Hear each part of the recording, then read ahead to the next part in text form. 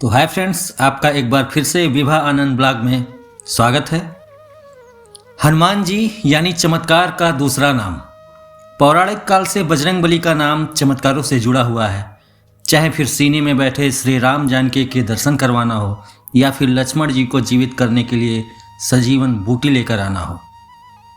न सिर्फ पौराणिक काल बल्कि कलयुग में भी हनुमान जी के चमत्कारों से एकदम सजा हुआ है। हमारे देश में जगह जगह पर हनुमान जी के प्राचीन चमत्कारिक मंदिर, इन्हीं में से एक है संगम, जिसे हम प्रयागराज कहते हैं। आप जानते हैं इस साल 144 साल बादों महाकुंभ लगा हुआ है। संगम, जिसे अब प्रयागराज का नाम दे दिया गया है, यहाँ संगम के किनारे लेटे हुए हनुमान जी का मंदिर यह अपने आप में एक अनोखा मंदिर माना जाता है। तो चलिए आज हम आप सबको इसकी कथा बताते हैं। आखिर क्या कारण है कि हनुमान जी यहाँ लेटे हुए अवस्था में हैं। इसके बारे में कहा जाता है कि संगम स्नान के बाद अगर आपने यहाँ दर्शन नहीं किए तो आपका स्नान अधूरा माना जाता है। जो प्रचलित कथा है वो यह है कि इस लेटे हुए हनुमान जी का जो मंदिर है, कहा जाता है कि एक बार एक व्यापारी हनुमान जी की भव्य मूर्ति लेकर जलमार्ग से चला आ रहा था और वह हनुमान जी का परम भक्त था। जब वह मूर्ति लेकर प्रयागराज के समीप पहुंचा, उसकी नाव धीरे धीरे भारी होने लगी और संगम के पास आकर यमुना जी के जल में डूब गई। बाद में कुछ समय बाद यमुना जी के जल की धारा ने कुछ राह बदली तो मूर्ति दिखाई पड़ी। उस समय मुस्लिम शासक अकबर का शासन चल रहा था। उसने हिंदुओं का दिल जीतने और अंदर से उसके अंदर शिक्षा जागी कि वास्तव में हनुमान जी प्रभावशाली है।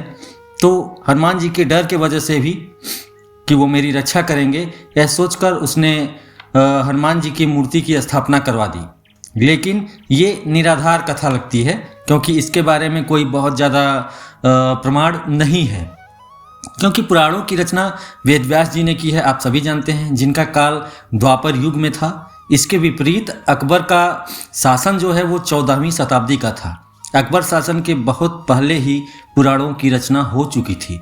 सबसे प्रासंगिक जो कथा है आपको सुनाता हूँ, उसके सुन के शायद आप लोगों को लगे कि हाँ ये कथा सही है, और ये सही भी है। जो जन श्रुतियों के आधार पर सुनने को मिलता है वो यह है कि भगवान श्री राम जब त्रेता युग में आए तब हनुमान जी अपने गुरु सूर्यदेव से अपनी शिक्षा दीक्षा पूरी करके विदा होते समय गुरुदक्षिणा के रूप में बात की भगवान सूर्य से कि आप अपनी गुरुदक्षिणा बताइए। तो सूर्यदेव ने कहा कि जब मुझे ज़रूरत होगी तो मैं आपसे दक्षिणा मांग लूँगा। किंतु हनुमान जी ने जोर दिया तो भगवान सूर्य ने कहा कि मेरे वंश में अवतरित अयोध्या के राजा दशरथ के पुत्र श्री राम अपने भाई राम लक्ष्मण और पत्नी सीता के साथ प्रारब्ध के भोग के कारण वनवास को प्राप्त हुए हैं। जंगल में उन्हें कोई कठिनाई ना हो, कोई राक्षस उनको कष्ट ना पहुँचाए, इसका ध्यान रखना। सूर्यदेव की बात सुनकर हनुमान जी ने अयोध्या की तरफ प्रस्थान किया, पर फिर प्रभु श्री राम ने सोचा अगर हनुमान जी सारे राक्षसों का संहार खुद कर देंगे तो उनके अवतार का उद्देश्य समाप्त हो जाएगा, और इसलिए उन्होंने माया को प्रेरित किया कि हनुमान जी को घोर निद्रा में डाल दे। भगवान का आदेश जैसे ही माया को मिला तो माया ने ठीक वही किया, और जब हनुमान जी चलते हुए गंगा जी के घाट पर पहुंचे तब तक भगवान सूर्य एकदम डूब चुके थे। रात्रि का समय हो गया। हनुमान जी ने माता गंगा को प्रणाम किया और सोचा कि क्यों ना रात में ही नदी पार कर लेता हूँ। यह सोचकर गंगा के तट पर ही विश्राम करने लगे। लेकिन उन्हें गुरु की आज्ञा के कारण नींद नहीं आ रही थी, क्योंकि भगवान सूर्यदेव ने कहा था कि आपको अयोध्या पहुँचना है, इसलिए आसन लगाकर ध्यानस्थ हो गए। लेकिन अब माया की टेंशन बढ़ने लगी। उन्होंने सोचा कि अगर ये ऐसे जगह रहे तो फिर इनको निद्रा में ले आना मुश्किल हो जाएगा, और ये अयोध्या पहुँच गए तो फिर ठीक नहीं होगा, क्योंकि प्रभु का आदेश था कि उन्हें निद्रा में डालना है। तो फिर चिंतित होने के बाद उसने सोचा अगर सुबह हो गई तो हनुमान जी तो अयोध्या पहुंच ही जाएंगे। और तब तक हनुमान जी का ध्यान टूट गया और वे सत्संग में चले गए, जहां भारद्वाज ऋषि वेद पुराण का व्याख्यान कर रहे थे। और भारद्वाज ऋषि ने बताया कि कल यहाँ पर जगत के स्वामी अयोध्या नरेश दशरथ के पुत्र के रूप में अवतरित भगवान राम गंगा को पार कर पहुँचने वाले हैं। और हनुमान जी ने जब यह सुना तो एकदम मंत्र मुग्ध प्रसन्न हो गए, क्योंकि आप सभी जानते हैं कि हनुमान जी को भगवान श्री राम से कितना बड़ा प्रेम था, कितना स्नेह था। और जब यह सुनकर उन्होंने विचार किया तो फिर उन्होंने सोचा कि क्यों अयोध्या जाना, वहीं संगम घाट पर रहकर प्रतीक्षा करने लगे। क्योंकि समय रात्रि का था तो हनुमान जी ने सोचा रात्रि यहीं पर विश्राम कर लेता हूँ। और हनुमान जी को निद्रा आ भी गई और इधर माया को अवसर मिल गया और फिर माया ने हनुमान जी को घोर निद्रा में भेज दिया। उधर दूसरे दिन सुबह भगवान राम गंगा पार कर कर पहुँचे संगम पर और सोए हुए हनुमान जी को देखा और उन्होंने हनुमान जी को आशीर्वाद दे दिया कि जो भी भक्त हनुमान जी की मूर्ति के पास दर्शन करेगा गंगा स्नान के बाद, उसे बिना किसी प्रयास के मेरी प्राप्ति हो जाएगी। उस व्यक्ति को किसी तरह के भूत प्रेत धोखा षड्यंत्र का शिकार नहीं होना पड़ेगा। उसके जो सारे शत्रु होंगे वो स्वयं परास्त हो जाएंगे।